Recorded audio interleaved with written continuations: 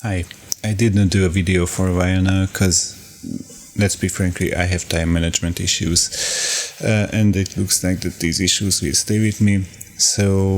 And we just released the new version of Alpha Forever, and I wanted to show you what the new nodes do, or just introduce them.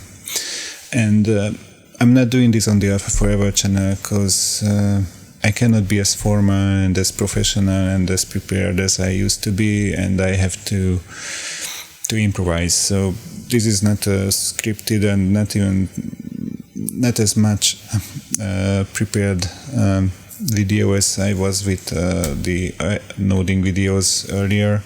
They were improvised as well, but I was trying to be professional and fast, and no, I'm not doing that. I'm just recording it, and I hope that things will work. And I hope that you will have fun. And you don't even are going to see my face while I'm noding, because I'm just sharing the screen now, and I hope it will be fine with you. We did release lots of filters, so it looks like it's not a bad idea to have a setup that will show the frequency response and the impulse response of these filters. And let's start with the one-pole modulated. Here's the low-pass output, and we can already see the frequency response and the impulse response. And this is what the filter does with the spectrum, and this is what it does with the amplitudes, or the values, or I don't know. I'm still not native English, and it won't be better.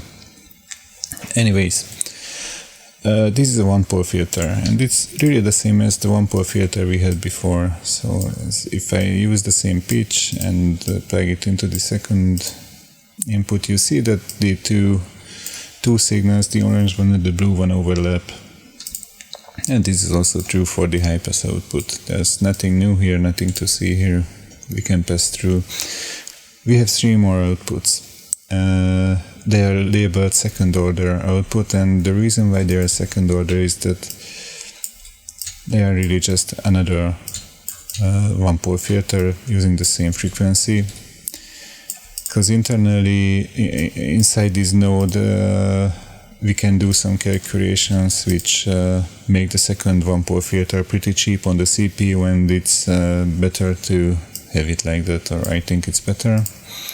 And it's no surprise that this way these guys will overlap, but we also have a high-pass output, which is just like this.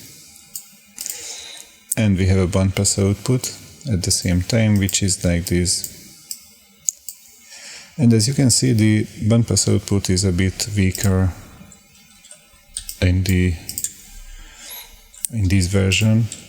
And the reason is that, let's make this half as loud, so it will match. It matches. And let's add these guys together, 1, 2, and 3. Let's take a look at the output. It's just -6 dB lower there, and if I plug in the original bandpass output, it gets to a straight line. So if we add the three filters together, we have a nice straight line, and that's why the output of the filter one-pole modulated, the second order bandpass output, is in reality like this, the double of what it had, and this way we have a pretty nice filter which works nicely, I think. I like it, and it's not only a regular one-pole filter, which has the main use of having some smoothing on control signals, or maybe using the high-pass filter you can remove DC offset. It's pretty nice for that. And maybe you can filter out low frequencies, and it's useful, but it's not the best for synths. but the second order output is great for synths. If you don't need resonance, these are great outputs. These can be used. These sound good. And I can even show you how good they sound by inserting the state variable filter, adding the same input, same cutoff, and if I plug in the low pass output, bam, it's the same. So if you don't use resonance, then the state variable filter without resonance is exactly the same as two one-pole filters after each other. How could this be? Easy. I can show you how it is. Just drop a gain in here, plug in this, and mix it to the input. And if we raise this here,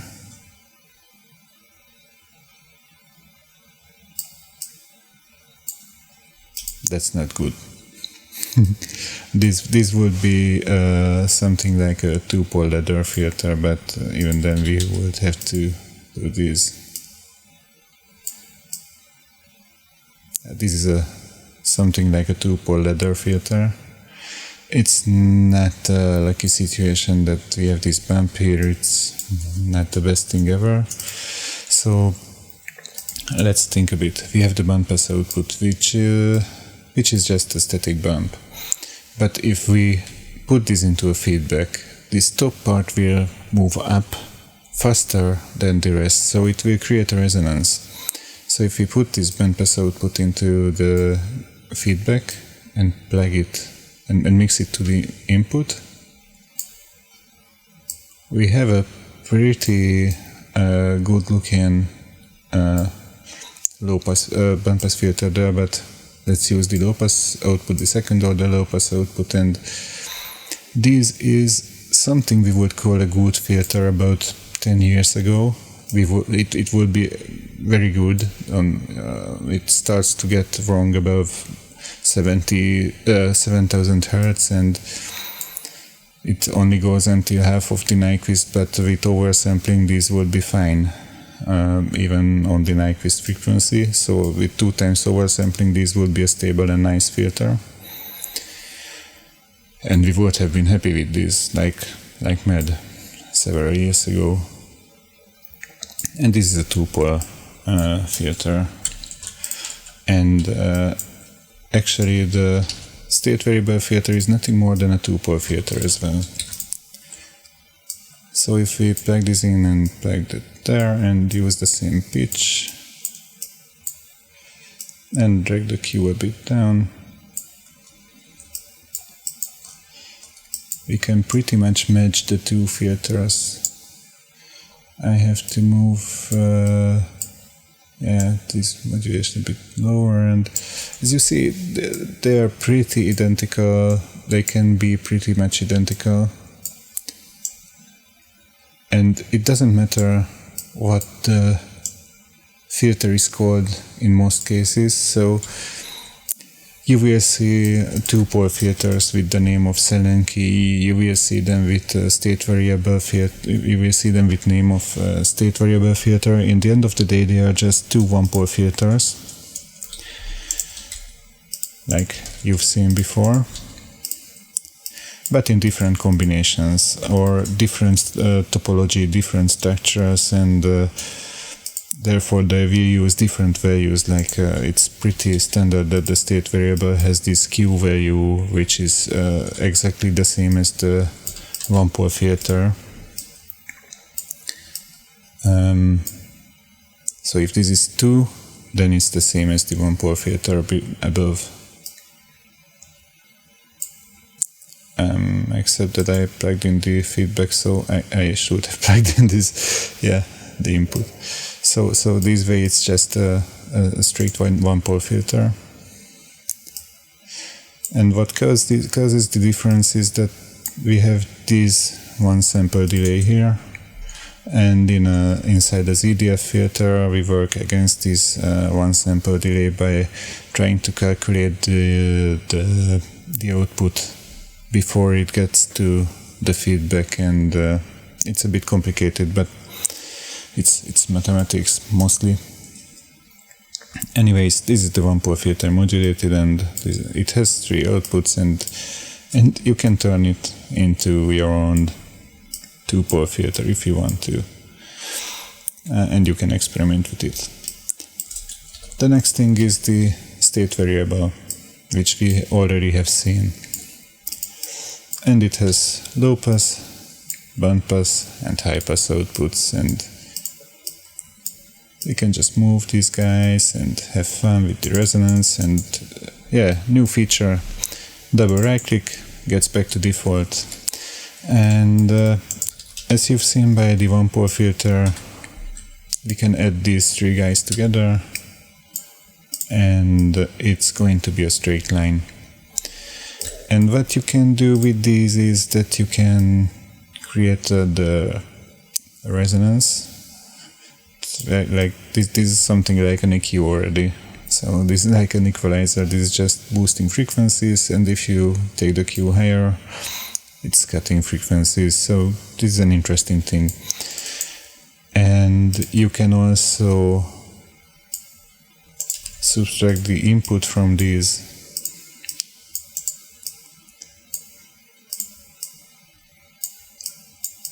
And then you're left with the bandpass filter, which is the resonance, actually.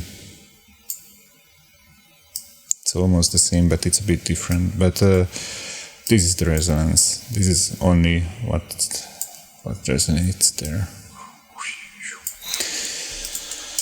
And the thing we have here is, if we take a look at the spectrum analyzer, let me raise this a bit, that we have a steepness control here. And if we raise this, then the resonance gets steeper. But let's take a look at the low pass output. The resonance gets steeper, but not the filter response. So this is a Fox or fake 24 dB filter, but we were able to keep the multi-mode behavior, because this way we have 3 outputs at the same time as well, and you have this 24 dB resonance output, which you can use for more aggressive resonance, but the frequency cut is going to be the same. And you can obtain this filter by adding together these 3 guys and copy paste this filter, give it the same input and same resonance, just plug these guys in, and this is going to be identical to the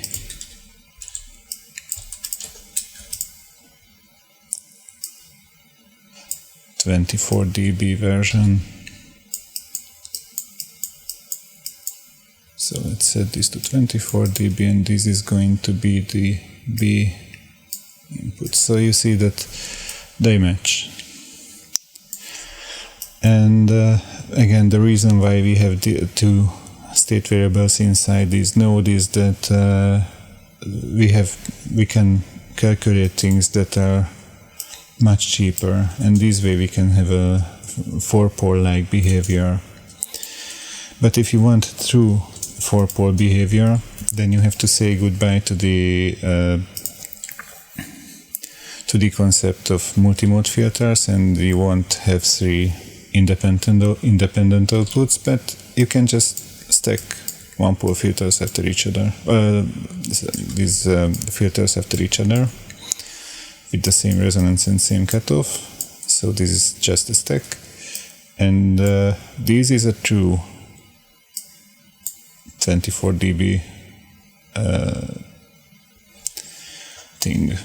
filter. And if you take a look, the resonance part, so above 0, is going to be the same, even using use the same pitch. and the same resonance, and so it's almost the same. Okay, there is like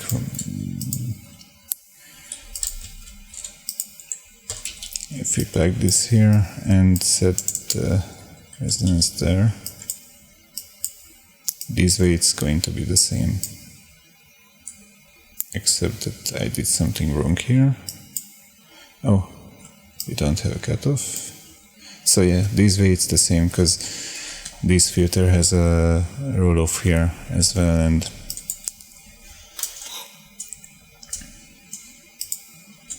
there is small differences, but the power of the resonance is comparable. So this is a nice feature, I think, and it makes things interesting. And then we have a 4-pole modulated node, where you have the low pass output, the band pass output, and the high pass output. And once again, if you have a 1-pole modulated node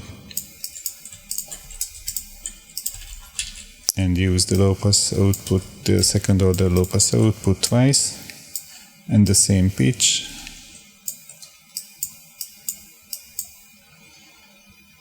let's use the low pass, let's use the sensor, crank these up, same pitch here, it's once again the same. And as you might know, this is a 4-pole ladder filter, and the ladder filter is just 4 1-pole filters after each other, like here. And since we have no resonance, the 1-pole filter is exactly the same. And this is why I thought that the 1-pole filter is really useful for synths as well, when you don't need to turn the resonance dialer, and this is going to be faster. And in many cases this is more than enough for sounds.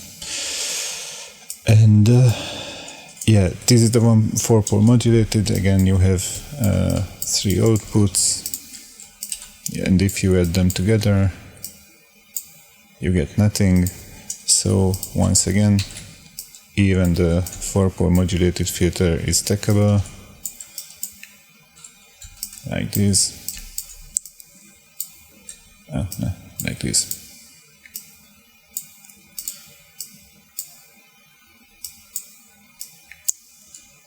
So if we move this and start to crank up the resonance, and let's compare this against a simple 4-pole filter, this is a lot steeper. So this is a way of creating something like an 8-pole filter inside of Alpha Forever. So you have lots of options now in filter design, and as you can see, you can work really fast with it. And there's a strange guy called this 4-pole non-linear modulated node, where if you add these together, it's kind of a strange thing, but it's close to unity again. But this is non-linear, so it has strange things inside, and like raise the resonance. There you see that you get a harmonic there,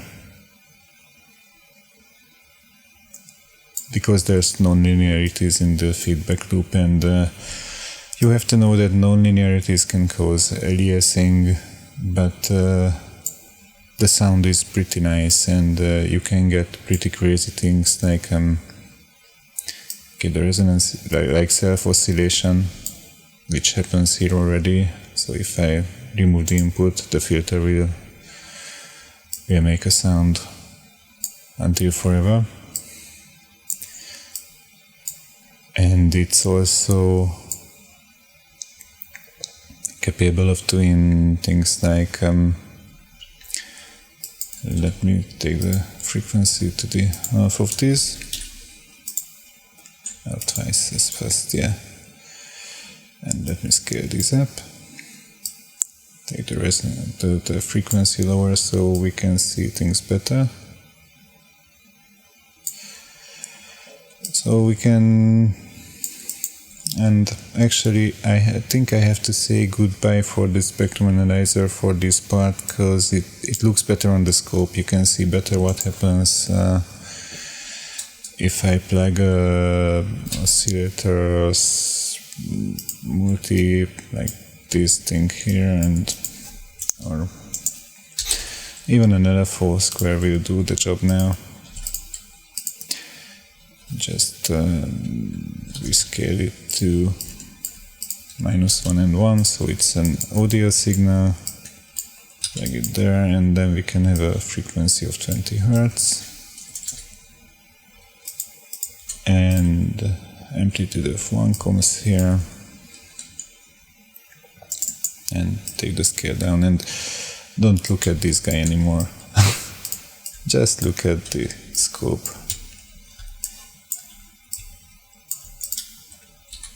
Like this. So now you can see that what the resonance looks like, and once again this square is by nature like that, and after the rescaler it's like that. And as you can see, the filter did some crazy things, like it's not straight anymore, and if we move the offset, then we have most of the resonance on the lower edges. If we move it here, then we have it on the upper edges, and if we move this guy, then it bends like this. If we move this guy, then it gets completely crazy, and yeah, actually this is something crazy, I think, and it looks really interesting and sounds interesting, so it's worth to play with it.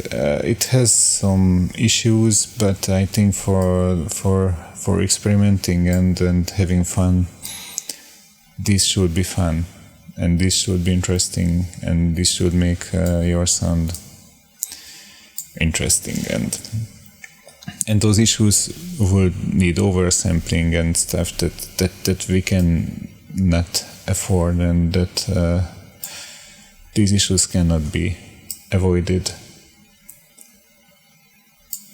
Or if they can be, then we will do it.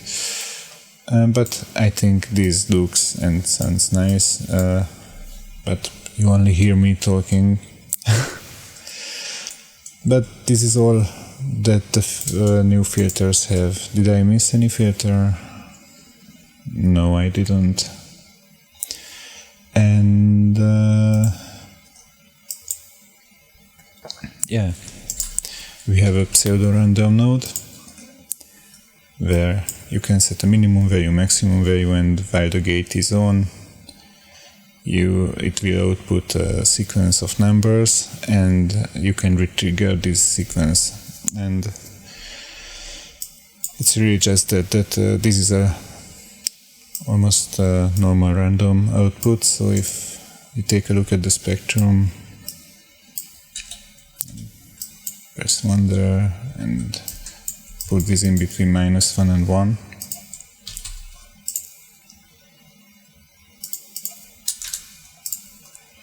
Then you can see that it's not much different to a white noise.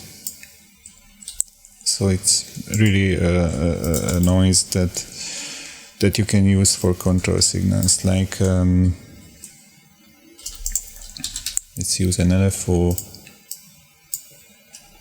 square, put a change note here, and now it will create a sequence of values. Let me plug this here. It's probably more visible there.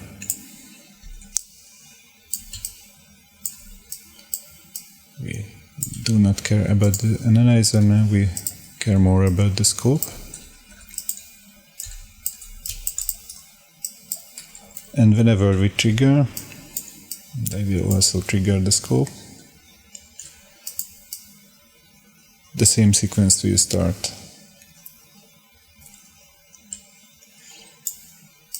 So this is good for creating automation that can be recalled. It's not Berlin noise,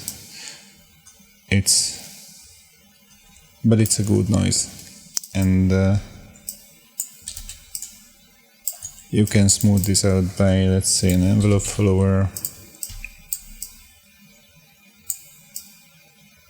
and have a nice control signal. Let's say I want to insert a compressor. This is a pretty stereo signal and I want to use a compressor. And we have this new feature called multi-patching. You drag from one output and you press a number key on your keyboard. I press 2 and now I have two parallel lines, one starting from the output I started from and the second one comes from the second output below it. And if I plug them in, then I have a stereo patch, and I can do the same here. And now I have the compressor connected in a stereo fashion. And let's say you have a designer and you have a filter inside, let's say a filter 2P node, and you have pitch input and resonance input, and you have a bandpass output, let's say. And if you want to, let's say you do something with the resonance here, or you just want to, let's say that you add always 1 to the pitch, and you want every parameter to skip to be added to the next node, then you create outputs for all 3 values. Here, that's the input of the filter, and then you call this underline in, underline P. Let's say I used to use the underline for this, maybe it's not that smart. And let's say you want to do this 5 times, then until now you had to manually do this 1, 2, 3, 1, 2, 3, 1, 2, 3, and it's doable. So it's nothing that you cannot do if you arrange your notes this way. But now you can calculate with the fact that Alpha Forever will help you in getting these spider webs as fast done as possible. And now you can do this, like press 3, 3, 3, and you only have to create the input and the output there, and you are ready to go. And you can patch these fast, and that's really, for me, this is a game changer. I do stuff like this often when I create comb filters with feedback, let's say, that looks like this. You have a delay where you have an input and you have an output, and you feed the output back to the input, but also want to have some dampening. Then you feed that back, and the dampening is some input of dampening. But before that, you want to know the delay time, so you create a D, then you create multiplication here with let's say a feedback value, and then you create a dampening input. And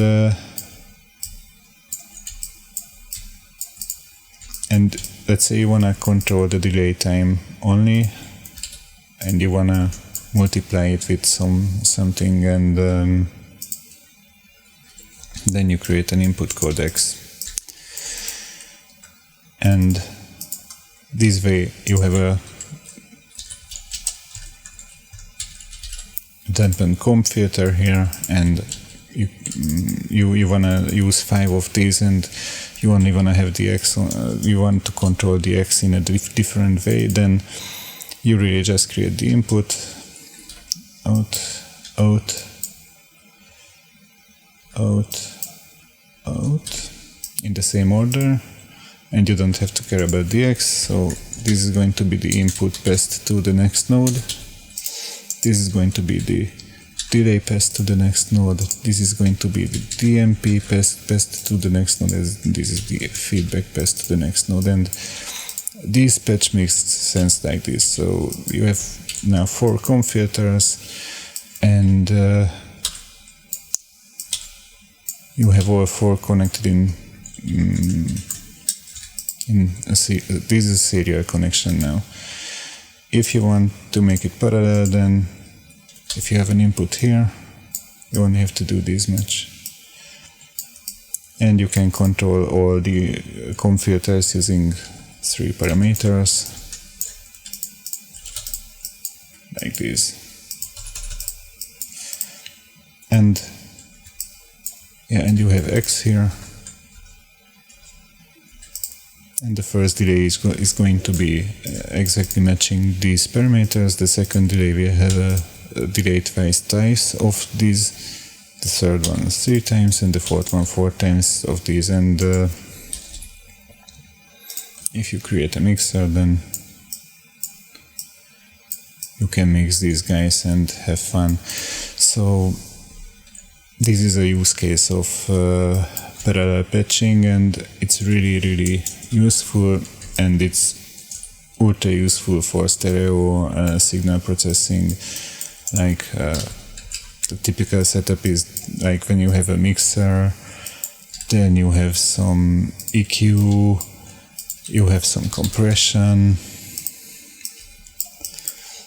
and you have, let's say, a dynamics in the end, which I like to use it for the final gain stage. And you're pretty happy with this setup. And yeah, this is all I have for today, and I hope you will be happy with these new things. There's one more thing I didn't show you, but that's not really a new feature. One moment, I have to change this there. So this is not really a new feature, or not such a feature as you know it, but here we have a 2 inputs plus 2 outputs node, and the case is that several hosts didn't like the way they like the way we output signal. They just misunderstand multi-channel plugins. So like Adobe Premiere thinks that if a plugin has 8 outputs, then it's a 7.1 plugin. And the same is with Nuendo. Then you cannot put it on a stereo track. So we had to change the way Alpha Forever handles this, so that it tells the host that it only has 2 outputs. And in that mode, you only have 2 audio outputs. But the Dove recognized Alpha as a stereo plugin, and you can use it. And like Studio One did not. It doesn't even make sound.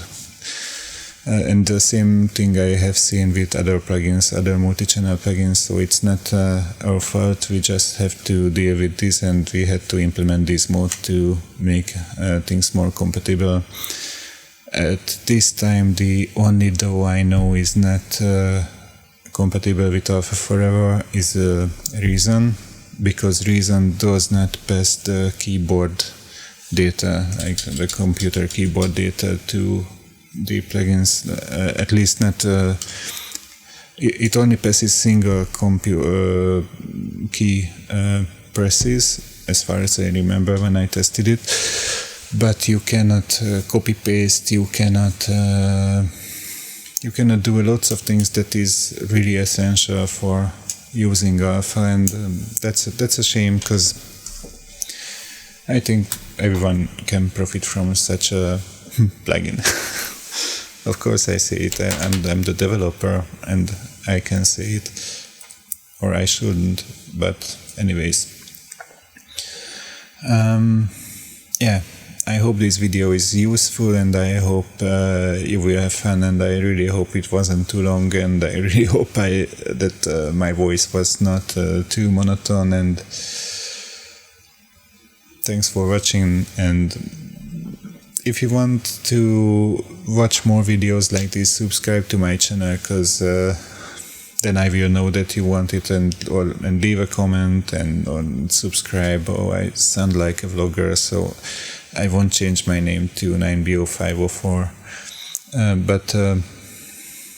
But yeah, that's all. when you leave comments, when you show activity, then I know that it makes sense to make stuff like this. And thanks, guys, and happy noding. Bye bye.